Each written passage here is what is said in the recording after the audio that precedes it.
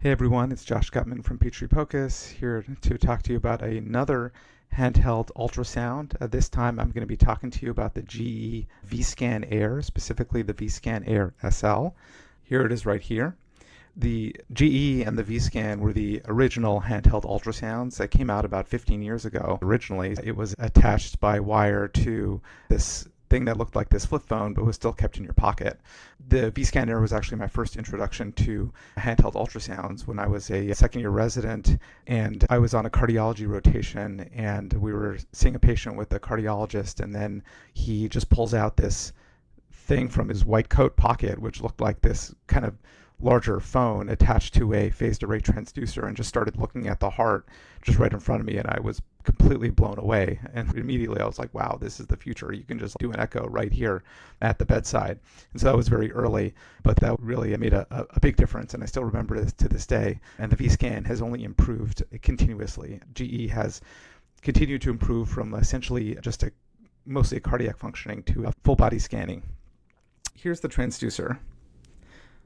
And so firstly, it's really light. Like, it's really easy to pick up. It's probably one of the lightest transducers I've picked up. So very easy to carry around. It's got the dual head probe, which is pretty unique to the Vscan. So here is the sector imaging. So that's where you're going to get your cardiac and your abdominal imaging. And down here is your linear imaging. So you can just flip it over and flip it back over as much as you need as far as whole body scanning on a single probe. It comes with this case to protect it, and easy to just stick your probe in right here and carry it around with you. And then for charging, there is this charging dock. So when I'm using this, I just plug it in at my workstation, and I can just put the transducer down and pick it back up as soon as I need to use it. So it's really convenient. I don't have to unplug anything or do anything else to get started in using it. It's a wireless scanner completely, and I can just pick it up and start using it. The nice part about a wireless transducer is that, especially when there's not a lot of room around a patient, I have a critically ill patient, but I really want to get my hand in there and scan, I don't have to worry that a wire is going to be attached to the machine and that it's going to get in the way, or I'm not going to be able to see a screen and reach the patient at the same time. And so having that wireless ultrasound is really nice. It turns on very quickly. Some previous editions of handheld ultrasound would take a while to turn on and to actually connect with the iPad or iPhone or the tablet you're going to be using it with. But this is actually very quick, and it gives you these indicators. Here you'll see how quick it is. I'm going to turn it on. It's got a button that's easy on this side. And so let me turn it on, and then I'm going to show you the color scheme that comes up. And so as soon as it starts flashing white, that's ready to connect. So you see how fast that was. That was in seconds. It started to flash white. So that means it's ready to connect to the device that you're going to be use as your screen, such as an iPad or an iPhone. And it turns off really quickly as well. That's really great. And then I can just stick it on my charging pad, which I'm going to do now, and it's ready to roll. Let's take a look at the GE Air and what that looks like when we're scanning. Okay, so now the probe is on and ready, and now we're going to press on the app and see how fast it connects. So then it's searching for probe.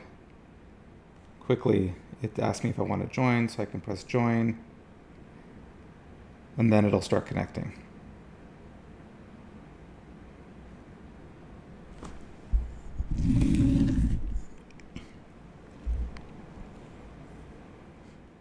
Okay, so here we're connected. So the first thing that you'll see is that most of the real estate on the iPad is taken up by the screen itself. A lot of other ultrasounds will have just a lot more taken up by controls, but here the controls are really on the side. So if I swipe on the left side to my right, I can see the different presets. We have cardiac, abdominal, then linear, and the cardiac guidance, which I'll show later. And then even from there, you can then click on these 3 lines on the top left if you wanted to change some of your configurations and diagnostics and all that. So in the configurations, we can change the video duration, the probe action button, which is the button on the probe and what it does, and measurements. It's still hidden within the side. So let's X out of that and see that here very easily there's the different things that we can do. We can start with abdominal. So we'll press here on abdominal. Oh, and before we do that, or as we do that, I can show you if I swipe on the right side, we can add all the patient informations and start a new exam. Edit patient. When I click that, I can add everything or pull out from a work list if I have one. So let's swipe out of that, and let's switch from cardiac to abdominal to start. And so it quickly changes to abdomen. You could see in the top left corner that it has the abdomen symbol, so you know what you're looking at. Let's start here on my right upper quadrant. Here we can change the gain, can be up a little bit, and then the depth is just swiping up and down. So that makes it really easy. Is even with the small footprint, you can actually still see a fair amount of the screen. And here as I'm sliding, you can see the entire Morrison's pouch and the liver edge, and actually spreads out pretty nicely. So you can see a lot of the screen as I do it. And you can see that the quality is really nice. I can fan through, and that's what looks really pretty on the liver. So that's really good. You can then freeze on the left side, the freeze button, where you can freeze there and then look through that recording and then save a clip with this camera button right here on the left. And that saves an image. Here I can unfreeze. And then when I look at this plus button here at the top on the left side, I can add color, Doppler, if I would like. And I can choose either pulse wave, I can choose M mode, and it's all really from the side. I have to be in B mode to get to M mode, but you can see what I'm referring to. If I wanted to just save a still image, I can there. It can actually go down over here as well. So let's look at my left upper quadrant. And again, you can see everything in a single view, which is really nice with good quality as well. We can go to lung. And here's my right side. And you can see the sliding up top. If I wanted to add M mode here, I could. There's a nice clean M mode. No pneumothorax for me. Yay. Let's go back to B mode. And then sometimes I look like looking at my lungs with the abdominal mode, so I can change that really easily, and it looks really nice. I've definitely seen pulmonary edema with these. Okay. The sweet spot for this is the cardiac, so I wanted to spend a little bit of time on cardiac, but also specifically in checking out the cardiac guidance, Caption AI. So there's this cardiac guidance at the bottom. It's from Caption AI, and it can get an EF and tell you what to do if you wanted to get a good cardiac point-of-care ultrasound. So it's great for learners. First, I'm going to go on the cardiac one. I'll do an apical 4-chamber view on myself.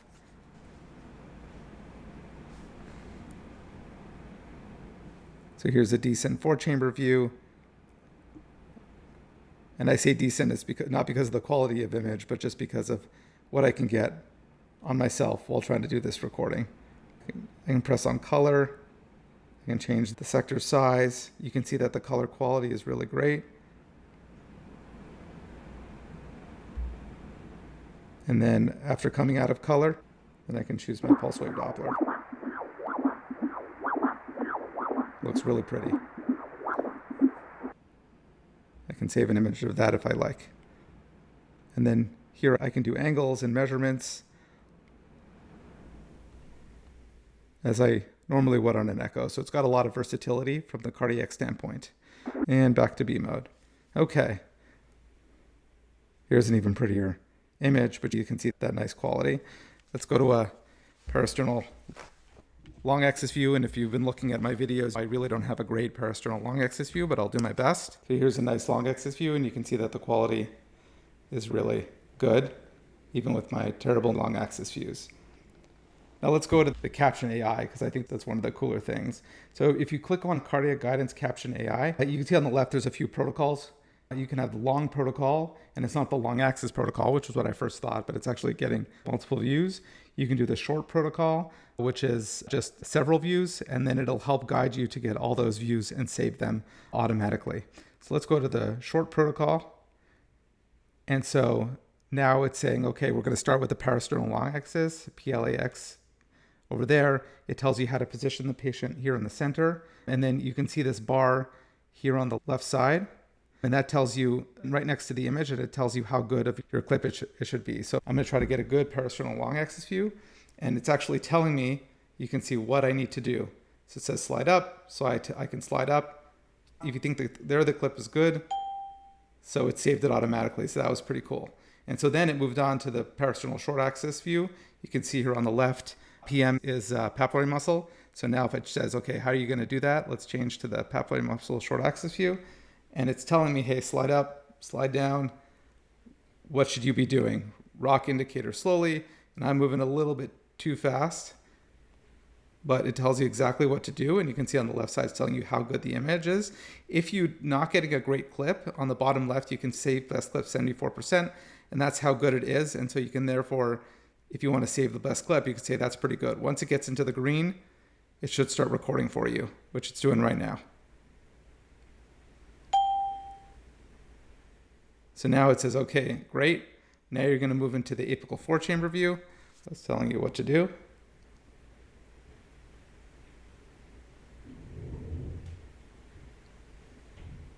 That's getting into view. Once it gets a good view, it saves it. But what I'm going to do here is I'm just going to save best clip. Here's actually an apical 5. So it'll save the best clip that it found, which is really nice. This was not good enough to save an EF.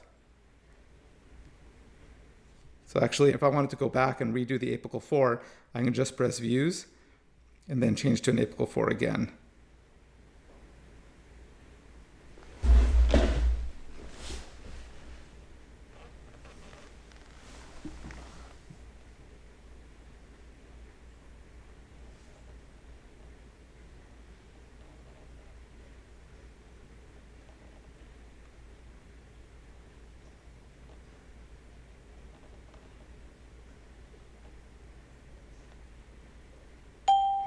So I tried to stay quiet there. I can go to an apical 5-chamber view. That's what it's asking for now.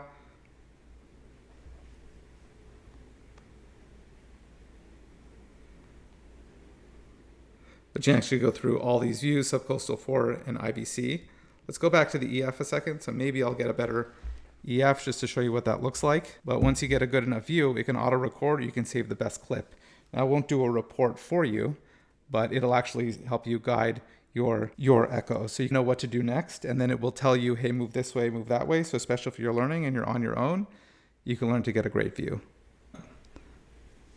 My quality clearly isn't super good, which is my fault, but I'm trying to do it sitting down.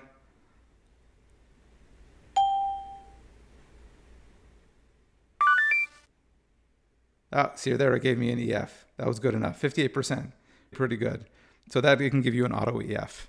I'll just show you quickly the vascular for the sake of completion, but that cardiac AI and being able to guide your hand and tell you where to do and where to move, helping you get the ideal cardiac view is really important for someone who's new and doesn't know how to do it already. So it really can help guide you nicely.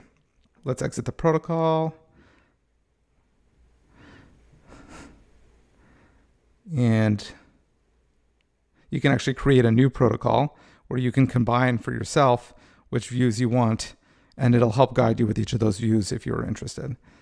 All right, let's get out of cardiac.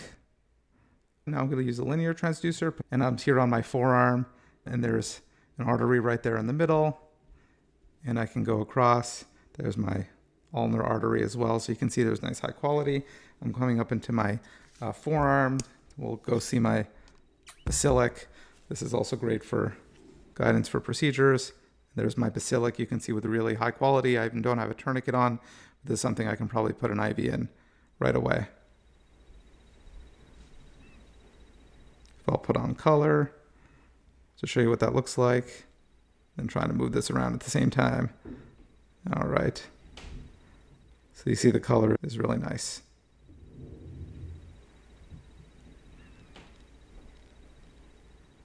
So there you have the GE Vscan Air. Great simplicity, really cool caption AI that comes along with it, and really nice imaging. If you're looking for a wireless ultrasound probe that's really lightweight and easy to carry around, the GE Vscan Air would be perfect for you, and GE is always innovating, so I expect to see even better products coming out there in the future, as great as the Vscan is. As always, if you need any help with point-of-care ultrasound education or operations, or have any questions related to handheld ultrasounds or anything else, make sure to check out peachtreepocus.com or email me info@peachtreepocus.com, and I will see you next time.